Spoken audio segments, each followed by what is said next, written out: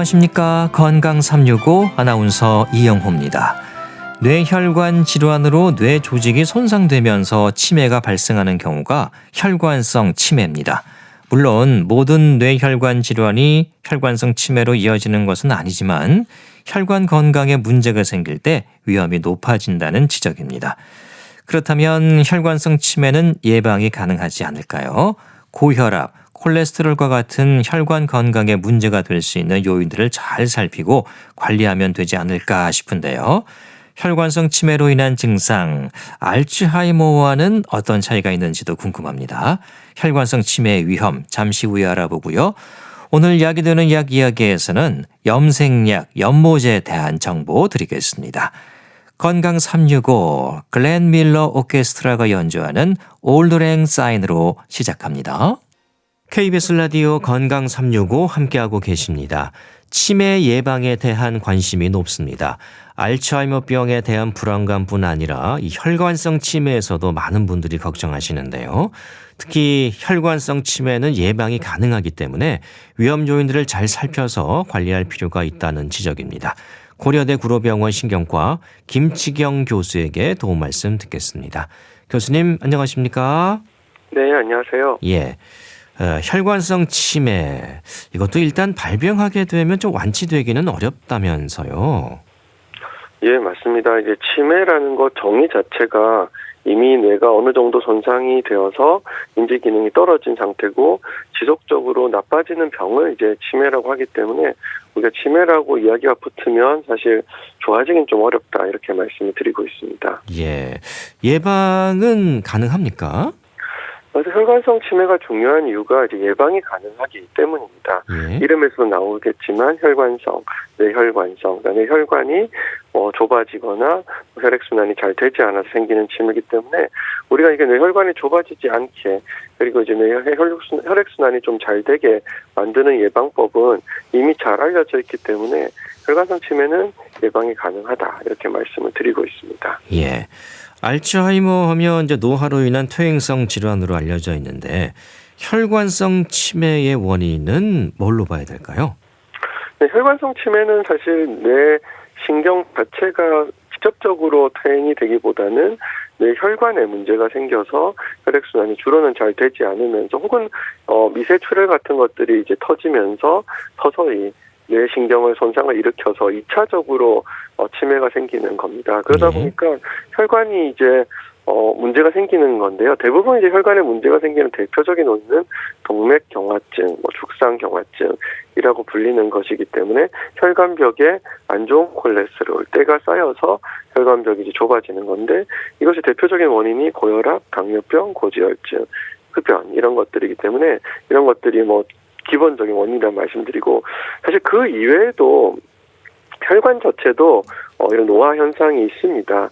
아무래도 혈관도 이제 아주 이제 고령의 상태까지 사용할 거라고 원래 생각해서 만들어진 기관이 아니다 보니까 이게 이제 노화 현상이 일어나게 됩니다. 근데 그런 노화 현상도 이제 가장 대표적으로 고혈압 같은 것들이 혈관 노화 현상을 가속화시키거든요. 그래서 우리는 그런 이제 위험 인자들을 관리를 잘하면 혈관의 노화도 늦출 수 있다 이렇게 말씀드리고 있습니다. 예, 혈관이 손상되고 막히게 되면 당장 떠올리는 건 뇌경색입니다. 어떤 뇌졸중의 후유증으로도 이런 혈관성 치매를 생각할 수 있을까요? 네, 그래서 혈관성 치매는 크게 두 종류로 말씀을 보통 드리는데요. 예. 뇌졸중, 그냥 갑자기 뭔가 마비라든지 언어 발음 인지 장애가 오는 그런 뇌졸중 이후에 혈관성 치매가 발생하는 경우가 있고요. 아니면 그런 것 없이 그런 갑자기 그냥 서서히 본인은 모르게 갑자기 나타난 증상 없이 혈관성 치매가 발생하는 크게 두 종류가 있습니다. 근데 뇌졸중은 뇌의 모든 부분에 문제가 생길 수 있기 때문에 인지가 아닌 부분에 생기는 뇌졸중도 많거든요.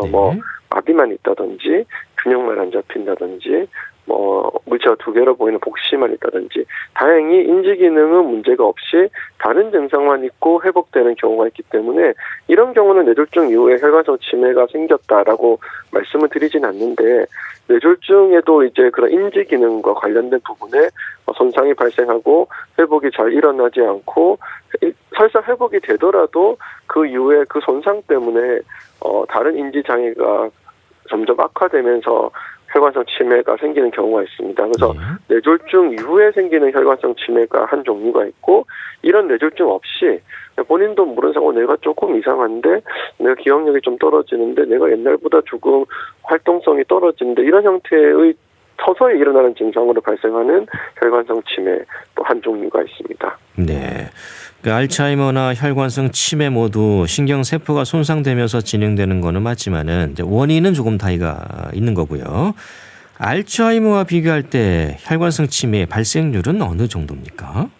네, 보통 알츠하이머 병의 3분의 1 정도다라고 말씀드리고, 전체 이제 치매에서 한 4분의 1 정도가 혈관성 치매이고요. 예. 보통 이제 65세 이상에서 유병률을 말씀드렸을 때 혈관 치매가 대략 한 3% 정도 다 말씀을 드리는데, 이건 이제 65세 이상을 말씀드리는 거고, 75세, 85세 이런 식으로 점점 나이가 들면 3%에서 뭐 5%, 15% 이렇게 급격하게 증가되게 됩니다. 네, 그러니까 혈관성 치매가 전체 치매의 한 4분의 1 정도 된다, 이렇게 알면 되겠군요. 네, 맞습니다. 혈관성 치매의 진행 속도는 어떻습니까? 빠른 편인지, 이 알츠하이머 비교해서는 어떤지도 궁금하고요. 사실 알츠하이머 병보다 혈관성 치매 진행 속도가 예측이 잘 안 됩니다. 예. 알츠하이머 병은 어느 정도 좀 정해져 있는 속도로 진행을 하는데요. 그만큼 혈관성 치매도 예방이 가능하다, 이런 말씀을 드리는 것처럼, 이게 이제 위험 인자 관리를 잘 하고 혈액순환을 잘 시키고 하면 또 진행 속도를 굉장히 늦출 수도 있기 때문에, 때에 따라서는 알츠하이머 병보다 늦게 진행하는 경우도 있는데, 또 반대로 뇌졸중 같이 이제 급성 알츠하이머 병은 갑자기 기억력이 툭 떨어지는 일은 없는데, 혈관성 치매는 진행 과정에 갑자기 뇌졸중, 갑자기 언어 발음 장애가 생긴다든지 팔다리 마비 같은 게 중간에 급성 질환으로 중간에 추가적으로 발생할 수가 있기 때문에, 그런 경우는 알츠하이머보다 더 급격하게 나빠질 수가 있거든요. 그래서 보통 이제 혈관성 치매의 진행을 계단형 진행이다, 이렇게 말씀을 드리는 경우도 있습니다. 그래서 지속적으로 이렇게 경사면처럼 나빠지는 게 아니라 좀 나빠지다가 계단처럼 툭 떨어졌다가 또 나빠졌다가 툭 떨어졌다가, 이렇게 해서 진행 속도가 좀 들쑥날쑥하고 좀 예측이 어려운 측면이 있습니다. 네, 그 예측이 쉽지 않다는 말씀이시네요. 혈관성 치매가 발생했더라도 초기에 발견해서 잘 치료하면 일상에 좀 문제 없이 생활이 가능할까요? 예, 그래서 이제 아무래도 이제 혈관성 치매만 있다. 요즘 이제 문제가 혈관성 치매와 알츠하이머 치매 병에 의한 치매가 이제 섞여 있는 경우도 왕왕 있어서, 그런 경우는 또 다르겠지만, 순수하게 혈관성 치매만 있다고 한다면 사실은 우리가 이제 혈액 순환을 좀 잘 시키고 위험 인자들의 관리를 잘하면 설사 초기에 발견했더라도 최대한 진행을 늦춰서 일상에 문제 없이 생활하도록 진행하고는 있습니다. 근데 이제 저희가 혈관성 인지장애라는 게 있고 혈관성 치매가 있는데요. 우선 치매라고 하는 것 자체가 일상생활에 문제가 발생해야 이거를 이제 정의하는 거고, 혈관성 인지장애는 일상생활에 문제는 아직까지 발생하진 않았지만 인지가 좀 떨어진 상태를 말씀드리고 있기 때문에, 치매가 됐다는 것은 일단은 일상의 조금의 문제는 발생은 했다는 말씀이긴 한데, 그래도 그 상태를 더 나빠지지 않게 유지하려고 치료를 하고 있습니다. 예. 혈관성 치매 치료제는 아직 없습니까? 네, 그래서 최근에 이제 알츠하이머 병에 의한 치매 특이 치료제, 표적 치료제 이런 것들이 나와서 국내에서도 12월부터 이제 사용이 시작되었고 해서 저희가 이제 큰 기대를 하고 있는데요.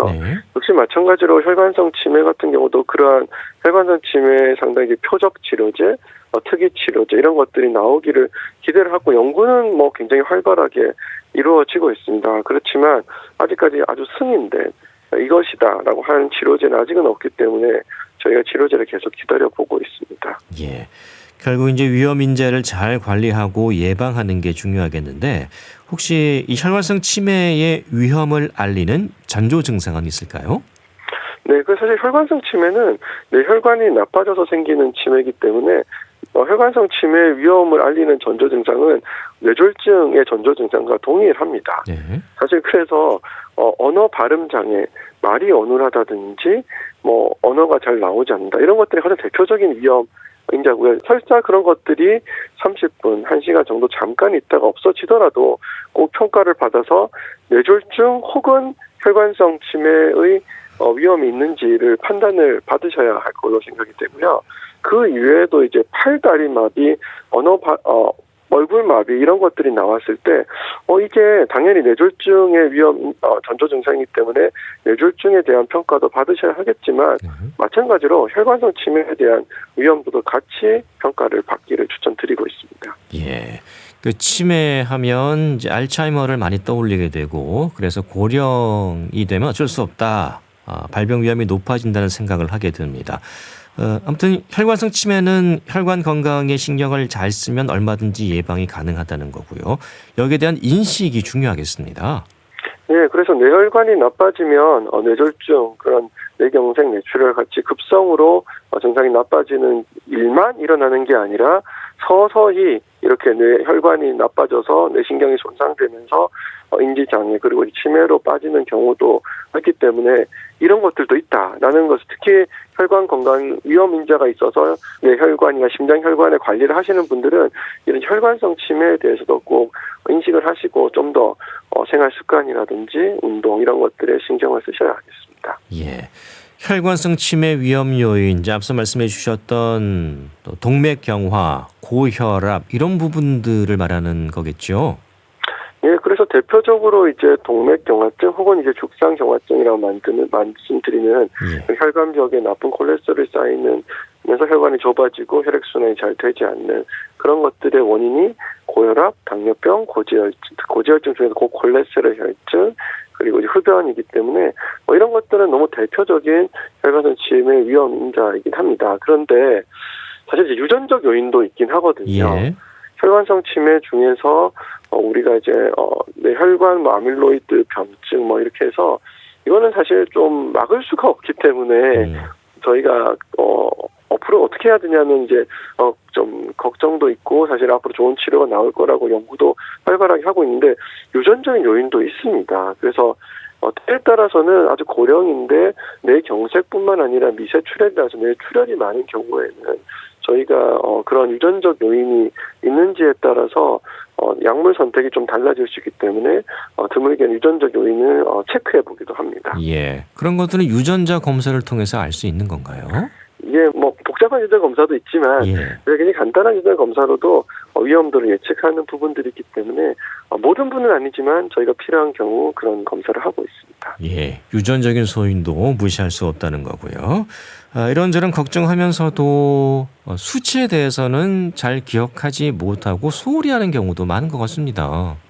맞습니다. 그래서 특히 이제 혈관성 치매는 가장 또 대표적인 위험 인자는 고혈압이기 때문에요. 그래서 고혈압에 대한 수치는 꼭 잘 기억을 하시는 게 좋겠고요.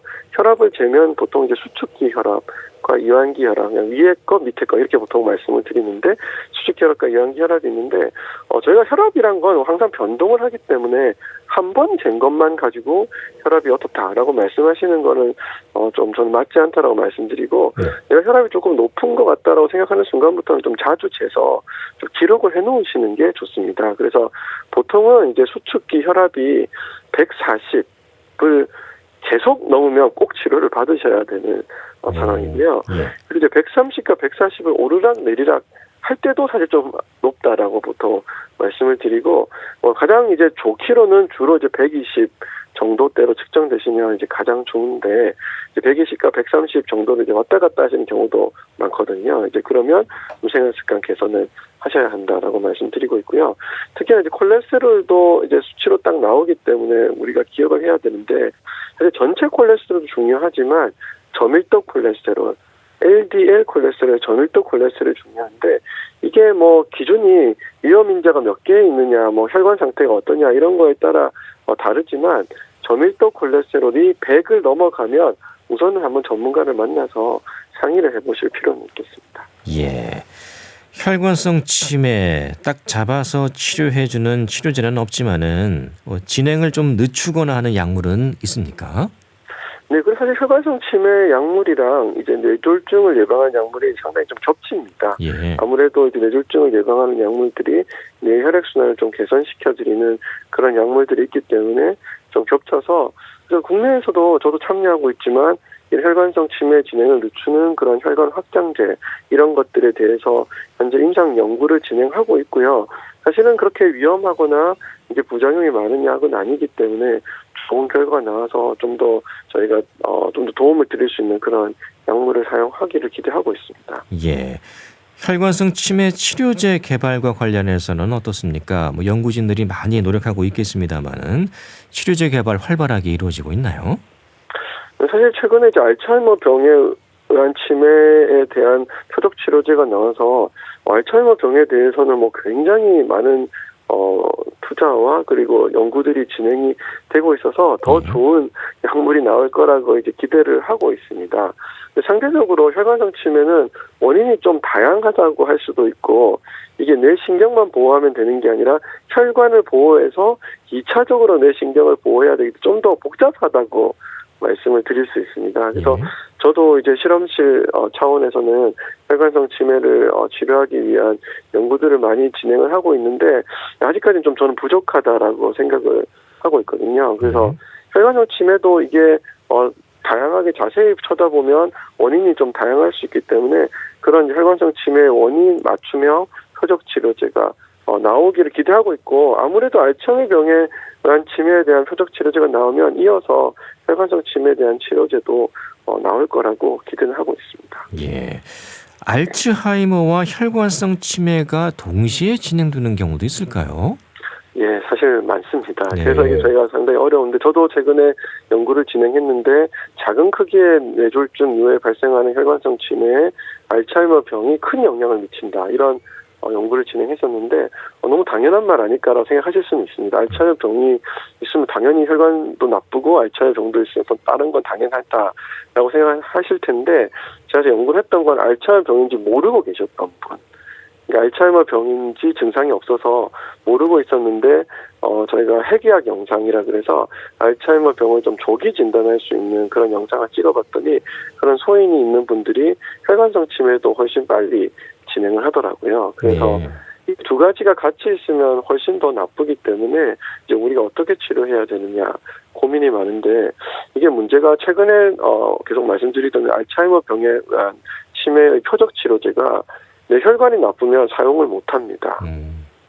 이게 이제 좀 큰일인데 이제 뇌혈관이 나쁘면 아무래도 뇌 손상도 많고 이런 이제 약이 아직은 부작용이 꽤 많기 때문에 그 약이 뇌혈관이 손상된 부분으로 어찌 보면 고인다고 해야 될까요? 이렇게 축적이 되면서 부작용을 일으키거든요. 그래서 뇌혈관이 괜찮고 알츠하이머 병만 있는 분 위주로 지금 현재 약물이 사용되고 있기 때문에 근데 실은 아까 말씀드리지만 두 개가 겹쳐 있는 경우가 워낙 많기 때문에 그런 경우에는 또 약을 어떻게 써야 되는지에 대해서 좀 더 좋은 치료가 나오기 위해서 연구를 하고 있습니다. 예.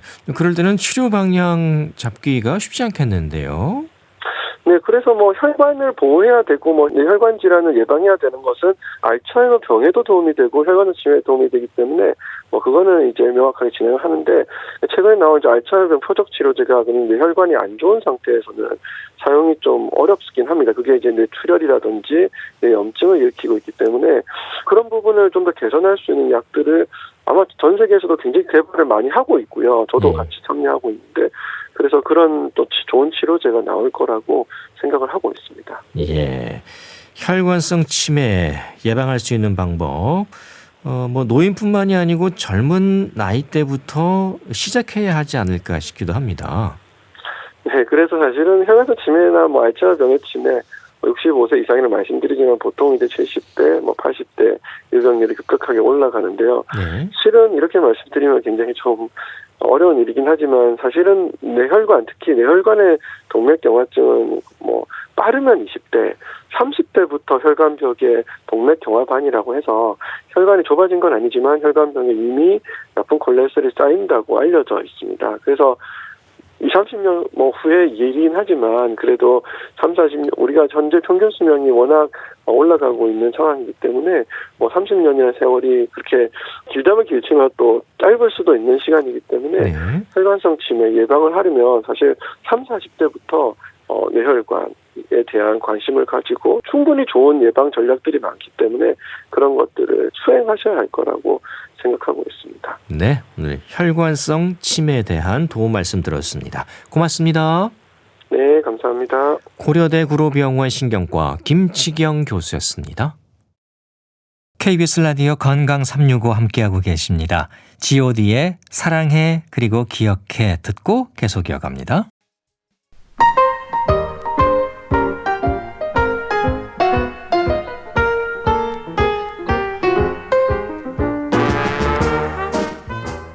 건강한 하루의 시작.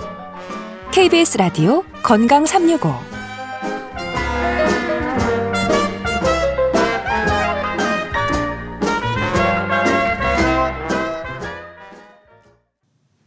KBS 라디오 건강 365 함께하고 계십니다.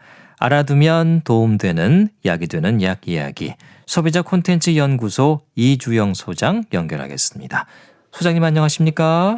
네, 안녕하세요. 네, 소장님께서도 설 연휴 잘 보내고 계시지요? 예. 새해 복 많이 받으십시오. 감사합니다. 소장님도 새해 복 네. 많이 받으십시오. 네. 또 설 연휴, 음력설, 또 새해가 되다 보면은 나이가 한 살 더 먹는다는 생각을 또 하게 되잖아요. 또 거울도 네. 보면서 이 흰머리가 더 늘었나 살펴보게 됩니다. 예. 우리가 이제 새치다, 흰머리다 이렇게 표현하잖아요. 이게 좀 네. 어떻게 다른 걸까요? 네, 흔히 새치와 흰머리 이렇게 생긴 거는 똑같기 때문에 같은 것으로 생각을 하지만 엄밀히 말하면 약간의 차이가 있습니다. 예. 흰머리는 사실 노화의 상징이죠. 그래서 일반적으로 나이가 들면서 자연스럽게 생기는 것이고요. 이 생기는 원인이 모발의 색깔을 결정하는 멜라닌 색소를 만드는 세포의 기능이 점점 떨어지면서 발생합니다. 그래서 이 흰머리는 머리 전체적으로 그리고 점차적으로 조금씩 늘어나는 경향이 있습니다. 반면에 새치는 젊은 나이에도 발생하고요. 주로 40대 이전에 젊은 나이에 나타나고요. 흰머리보다 발생 원인이 명확하지 않습니다. 왜 이 머리는 하얗고 이 머리는 까맣게 나는지가 아직 명확하지 않은데요. 예. 그래서 머리 전체가 이렇게 조금씩 변하기보다는 특정 부위에 몇 가닥씩 이렇게 흰머리가 나는 것이 새치라고 할 수 있습니다. 네. 돌이켜보면 중고등학교 학창 시절에도 새치 있는 친구들이 꽤 있었거든요. 예. 네, 있었어요. 맞아요. 그러니까 이제 흰 머리라고 하면 이제 노화가 원인이다. 이렇게 보는 거군요. 네. 근데 이제 노화라고 그러시면 너무 싫어하시는데, 예. 신체 전체 노화와는 관계없이 좀 머리카락만 빠르게 노화할 수도 있기 때문에, 흰머리가 난다고 내가 빨리 늙는 것인가, 이렇게 걱정하실 필요는 없습니다. 네. 흰머리가 나는 것과 신체 나이가 일치하는 것은 아니고요. 또 남보다 좀 빨리 흰머리가 생겼다고 슬퍼하실 필요도 없습니다. 왜냐하면 이 흰머리가 생기는 것이 이제 노화를 주 요인으로 보지만 다른 수많은 요인들이 또 관여를 합니다. 예. 이제 공통적으로는 이제 기전상으로는 머리카락의 색깔을 결정하는 이 멜라닌 세포가 이제 색소를 덜 만들면서 생기는 거라고 했지만 이 작용을 멈추는 것이 검었던 모발에 까만색의 멜라닌 색소가 공급되지 않기 때문에 그렇게 흰머리가 생기는 것이다라고 설명을 하지만 사실 이것만이 아니라 이 작용, 이 멜라닌 색소의 작용 생성을 돕는 티오시나제 효소 활동이 약해지면 흰머리가 생기기도 하고요. 또 이 모든 과정에 산화적 스트레스 같은 것들이 관여를 하고 있기 때문에 너무 노화라고 걱정하실 필요는 없겠습니다. 예. 그래도 흰머리가 좀 유난히 빨리 생기는 사람이 있긴 하죠. 네, 좀 빨리 또래들보다 먼저 생기는 분들이 있습니다. 예. 그래서 이제 과학자들이 연구를 좀 해보니까 비만이나 대사증후군, 골다공증 같은 만성 질환이 있을 때 이 흰머리가 일찍 생길 가능성이 2배에서 4배 정도 증가한다라는 걸 발견했는데요. 예. 이건 어떻게 설명하냐면 이제 체내에 산화적 스트레스가 많아져서 이 산화적 스트레스가 멜라닌 세포 기능에 영향을 줘서 색소 공급이 원활하지 못하게 되는 것이 아닌가라고 설명을 합니다. 그런데 이 산화적 스트레스라는 거는 꼭 질환만이 아니라 우리가 항상 좀 받을 수 있는 것이거든요. 네. 예를 들면 대표적인 것이 스트레스고요. 네. 모든 병의 원인이죠. 그렇죠. 그리고 특히 산화적 스트레스를 이야기할 때 흡연 이야기를 많이 합니다. 그래서 흡연자가 비흡연자보다 흰머리가 빨리 생길 확률이 2.5배 정도 높다라고 알려져 있습니다. 예. 그래서 좀 스트레스와 내 몸의 안 좋은 습관들을 조금씩 개선하는 것이 머리카락과도 관련이 있구나라고 알아주시면 좋겠고요. 사실 주변을 살펴보면 비슷한 연령대인데도 남성에게 흰머리가 좀 더 많이 보이는 거 혹시 느끼셨을까요? 예. 그 남성들이 좀 더 흰머리가 빨리 생기나 아니면 관리를 안 해서 그러나 싶기는 한데요. 예. 근데 이건 어떻게 설명하냐면 남성의 모발 성장 주기가 여성보다 좀 짧고요. 자, 우리 머리 자르러 가는 그 주기를 보시면 남성들이 여성들보다 좀 더 짧습니다. 그래서 그런 부분 그리고 그로 인해서 색소 함량도 좀 적다. 그래서 새치나 흰머리가 빨리 생길 가능성이 높다라고 설명을 하는데요. 근데 이게 좀 입증할 만한 연구 결과가 명확하지는 않고요. 네. 제가 보기에는 그런 신체적인 차이보다는 보통 여성들이 모발이 더 길고 또 관리를 하잖아요. 염색을 하는 경우도 많고. 그렇죠. 그래서 같은 나이대 남성들에 비해서 좀 흰머리가 덜 보이는 것이 아닌가, 약간 문화적인 차이가 아닌가 이런 생각이 듭니다. 네, 그런 차이도 분명히 있는 거고요. 예. 네. 나이가 들면서 흰머리가 어떤 때는 좀 멋지게 느껴질 때도 분명히 있습니다만, 네. 그래도 이제 흰머리가 좀 불편하다 하시면 네. 또 염색이라는 좋은 방법이 있잖아요. 예. 네, 맞습니다. 흰머리는 병이 아니잖아요. 그렇죠. 네, 병이 아니기 때문에 심각하게 생각할 필요가 없습니다. 그렇지만 이게 가장 먼저 보이는 외모적인 그런 문제들이 있기 때문에 예. 자기가 흰머리를 좀 가리고 싶다면 염색이 가장 현실적이고 이상적인 방법입니다. 멜라닌 색소를 살려내는 그런 기술이 있으면 좋겠지만 아직까지 그런 약제는 없고요. 네. 머리의 색깔을 좀 변화시키는 이런 연모제를 사용하는 것이 가장 좋은 방법인데요. 이 연모제, 우리가 염색약이라고도 많이 이야기하는데 연모제의 원리를 좀 이해하시면 이 제품을 좀 현명하게 쓰실 수 있는데요. 네. 이 연모제에는 중요한 3가지 성분이 있습니다. 이 3가지 성분이 많이 드느냐, 적게 드느냐, 또는 천연이냐, 화학이냐, 강력하냐, 약하냐로 사실 여러 가지 제품들이 나뉘는데요. 빠질 수 없는 3가지가 첫 번째가 알칼리 성분인데요. 네. 이 알칼리 성분은 머리카락에 큐티클이라는 딱딱한 층을 열어서 염료가 이 머리카락 소국 내부로 깊숙이 침투할 수 있도록 큐티클을 열어주는 역할을 합니다.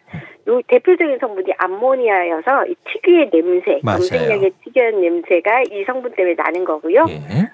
두 번째는 이제 과산화수소로 이렇게 모발 속의 멜라닌 색소를 원래 있던 색소 자리를 파괴해서 머리를 밝게 만드는 역할을 합니다. 그리고 그 빈자리, 원래 있던 색소가 없어진 자리에 마지막으로 들어가는 염료, 새로운 색깔을 낼 수 있는 염료, 이렇게 알칼리제, 과산화수소, 염료 요 3가지가 염색약에는 반드시 들어간다 이렇게 생각하시면 되고요. 그래서 이 연모제는 보통 1제와 2제로 되어 있습니다. 제품을 꺼내보면 1제, 2제 이렇게 해서 튜브가 2개 들어가 있는데 이 2개를 염색 직전에 섞어서 반죽해서 연모제를 만듭니다. 근데 이거 미리 섞어두지 않고 직전에 섞어서 써야 되는 겁니다. 색을 얼마나 깊이 침투시키느냐에 따라서 사실은 이 제품이 구분이 됩니다. 그래서 영구 염색 연모제는 깊숙이 제일 깊은 데까지 색을 침투시키니까 사실 좀 더 많이 열고 많이 넣고 많이 딱딱하게 해줘야 되겠죠. 네. 그리고 반영구는 이게 깊숙이는 안 들어가고요. 모발 표면에 흡착되어서 색이 나는 거라서 상대적으로 좀 빨리 빠지고요. 일시적 연모제라고 해서 그냥 모 표피에만 겉에만 이렇게 흡착되어서 단순히 부착시키는 제품은 머리를 몇 번만 감아도 이렇게 제거되는 염색약이라고 할 수 있습니다. 그러니까 이제 말씀해 주신 것처럼 이 약재가 들어가다 보니까 네. 냄새가 좀 고약할 때도 사실 있거든요. 네, 맞아요. 예. 그러니까 좀 두피가 나빠지지 않을까 걱정도 되고 또 네. 염색을 자주 하면 눈이 나빠진다는 말도 있더라고요. 실제로 그렇습니까? 예, 이게 예. 휘발성 성분 때문에 사실 지독한 냄새가 나기도 하고 눈이 따가운 것 같은 느낌이 들기도 하거든요. 맞아요. 근데 요때 이제 이게 알칼리제, 제일 처음에 들어가는 모발을 이렇게 큐티클을 여는 알칼리제가 이 대표적인 성분이 암모니아인데 이 암모니아가 분자량이 작습니다. 그래서 이 발색력은 좋지만 이게 휘발성이어서 염색할 때 이제 공기 중으로 날아가서 눈을 좀 침침하고 시리게 하지만 사실 이게 직접 눈에만 닿지 않는다면 시력을 손상시키지는 않습니다. 네. 그리고 이것도 그래서 가능하면 염색할 때 두피에 직접 닿지 않도록 약간 위에부터 해주세요라고 말씀을 드리고요. 예. 이걸 너무 깊숙이 머리 뿌리까지 약제를 했을 때 오히려 알러지 반응이 더 많이 나타나는 걸 볼 수 있습니다. 그래서 일단 좀 눈을 보호하시려면 사실 이제 안경, 고글 같은 걸 쓰세요라고 하는데 제가 한번 써보려고 해봤더니 되게 불편해서 염색이 안 되더라고요. 예. 그래서 그냥 좀 일제와 이제를 섞어서 약간 환기를 시켜주는 거죠. 암모니아가 좀 맞아요. 날아가도록 약간 기다린 다음에 좀 사용하시면 그나마 조금 낫고요. 이게 눈에 닿지 않는다는 전제였잖아요. 그럼 거꾸로 말하면 이 연모제 성분이 눈에 닿거나 눈 주변에 닿거나 하면 이거는 굉장히 심각한 상황이 생길 수 있습니다. 그러니까요. 예, 그래서 독성 반응을 유발할 수 있기 때문에 만약에 눈 주변에 연모제가 튀거나 닿았다 그러시면 즉시 흐르는 물로 계속 씻어내시고 안과를 찾아가 봐야 되겠습니다. 네. 그래서인지 순한 연모제도 있고 물염색도 있고 연모제 종류가 다양하더라고요. 네. 최근에 많이 관심을 가지는 순한 물염색이라는 제품이 있습니다. 그러니까 일반 연모제보다 자극이 적고 연모제 특유의 그 암모니아 향이 안 나고 사용법이 간편하다고 해서 소비자들이 많이 주목을 한 제품인데요. 예. 제가 이제 확인을 해봤더니 이제 일반 연모제와 이 물염색의 차이점이 있던데 이 물염색은 색소 파우더, 그러니까 색소는 꼭 들어가야 되죠. 색소 파우더에 약간의 발색제 그리고 이렇게 걸쭉하게 만드는 전분 같은 것을 물에 섞어서 표피, 머리카락의 표피에만 주로 착색이 되게 하는 기법입니다. 그러니까 연모제의 이제 대신에 물을 넣어서 염색하는 방식인데요. 그래서 색을 겉에 묻히는 코팅 수준의 일반 연모제보다는 조금 더 색이 오래가는 정도로 생각하시면 됩니다. 이 물염색약은 알칼리나 가산화수소가 없이 색소가 발색되도록 하기 때문에 이게 당연히 색의 표현이나 침투력, 지속성이 좀 짧은 편이고요. 일반 연모제로 했을 때 색이 한 달 반에서 3개월 정도 유지가 되는데 그것보다는 훨씬 짧은 기간만 유지되는 걸로 보여집니다. 당연히 사람마다 좀 다르기 때문에 모질이 다르기 때문에 염색약의 효과도 사람들마다 다 다르거든요. 그런데 이제 짧게 염색이 된다는 거는 사실 더 자주 염색을 하게 되고 그러면 전체적으로 봤을 때는 그 노출 빈도가 늘어날 수 있잖아요. 예. 그래서 그런 부분도 좀 생각을 하셔서 선택하셔야 되는 제품 같습니다. 네, 그러니까 순한 연모제라고 해서 부작용이 전혀 없는 건 아니라는 거고요. 네, 맞습니다. 염색약으로 인한 부작용 주로 어떤 증상들이 있을까요? 네, 염색약 부작용 아마 겪어보신 분들 가볍게 또는 심각하게 한 번쯤은 겪어보셨을 텐데요. 네. 일단 제일 문제가 많이 되는 원료가 있습니다. 이게 문제가 많이 되는 이유는 이 성분이 들어가야 염색이 잘 되기 때문에 제품에 많이 사용되기 때문인데요. 파라페닐렌디아민, PPD라고 보통 표시하는 성분입니다. 염료제인데요. 네. 항원성이 매우 강해서 이게 알레르기성 접촉 피부염을 일으키는 성분으로 알려져 있습니다.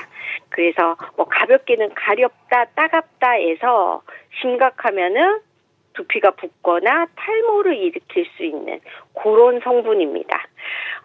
당연히 이 기준에 이 성분에 대해서 관리를 하고 있거든요. 그래서 네. 식약처에서는 허용 기준이 있습니다. 그래서 일정량 이상은 넣지 마세요 하고 되어 있지만 요 허용 기준량 이하에서도 이 예민하는 반응을 보이는 사람들이 꽤 있습니다.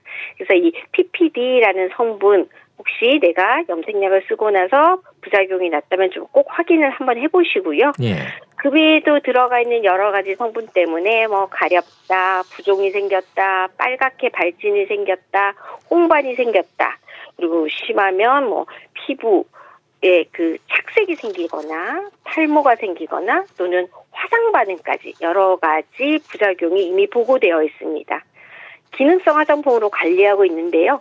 그래서 부작용 비율을 살펴보면 두피가 46.3%로 가장 많았지만 이게 머리에만 쓰는 제품이고 다른 데는 원래 안 써야 되는데 예. 이게 흘러내려서 얼굴이나 눈 또는 다른 부위에까지 영향을 미치는 경우도 있고요. 매우 드물지만 전신 알레르기 반응, 급성 알레르기 반응을 일으켜서 해외에서는 혼수 상태에 빠지거나 사망에 이른 사례까지 보고되고 있습니다. 그래서 만약에 연모제를 사용하고 조금이라도 불편한 부작용이 나타나신다면 염색을 중단하시고 좀 바로 씻어내셔야 되고요. 바로 좀 알레르기 치료제를 복용하거나 심하면 스테로이드 제제를 사용해서 나중에 후유증이 남지 않도록 하는 것이 중요하고요. 사실은 미리 조심해야 되잖아요. 예. 그래서 패치 테스트 미리 좀 이렇게 피부에 조금만 발라서 확인하는 테스트가 꼭 필요한 제품이 사실 이 연모제입니다. 예. 그래서 이 부작용이 좀 부담스럽고 해서 약을 드시고 염색하는 분들도 있더라고요. 네, 있습니다. 예. 염색하기 전에 먹는 약을 달라고 약국에 와서 찾으십니다. 그거 있잖아. 염색하기 전에 먹는 약. 조금 이렇게 심한 분들은 아니시고 좀 가려움 같은 것들이 생기기 때문에 미리 약을 사가지고 가시는 분들이 있는데 그러면 이제 가려움증이 빠르게 효과를 나타낼 수 있는 1세대 항히스타민제제를 주게 됩니다. 네. 피부염이라고 적혀 있는 그런 약제를 주게 됩니다. 근데 사실 주면서도 걱정인 것이 이제 본인이 경험이 있으시니까 그걸 가져가셔서 드시고 염색을 하시겠다 이건데요. 가려움이나 가벼운 발진이라 하더라도 이게 그냥 알레르기로 끝나는 것이 아니라 어쨌든 이 염색약 성분이 피부에 독성을 나타내고 있는 거다라고도 해석할 수 있잖아요. 네. 그래서 이거는 항히스타민제를 먹는다고 해서 이 독성이 없어지는 것은 아니어서 약 먹고 하면 되지라고 생각하지 마시고 이 약을 이 제품을 사용하지 말아야 되겠다. 나랑 안 맞겠다라고 해석을 하시는 게 맞습니다. 예. 피해야 된다는 거죠. 네. 예. 그래서 다음에는 그 제품은 꼭 피하셔서 그런 증상이 나타나지 않는 제품으로 염색을 하셔야 되겠습니다. 네. 아무튼 비건 천연이라는 이름이 붙긴 하지만은 완벽히 부작용이 없는 제품은 아직은 없다고 봐야 될 것 같고요. 예, 미리 조심하시고 테스트를 해보시는 게 중요할 것 같습니다. 오늘 도움 말씀은 여기까지 듣겠습니다. 고맙습니다. 네, 감사합니다. 네, 지금까지 소비자 콘텐츠 연구소 이주영 소장이었습니다. 네, 내일이 드디어 또 설입니다. 새해가 시작되는데요. 긴 연휴가 이어지고 있습니다. 주변 잘 살펴보시고 무엇보다 건강 잘 챙기시고 또 안전사고에도 특별히 유의하시기 바랍니다. KBS 라디오 건강 365도 오늘 여기서 모두 마치겠습니다. 제시카의 굿바이 들으면서 저도 여기서 인사드리죠. 지금까지 아나운서 이영호였습니다. 고맙습니다.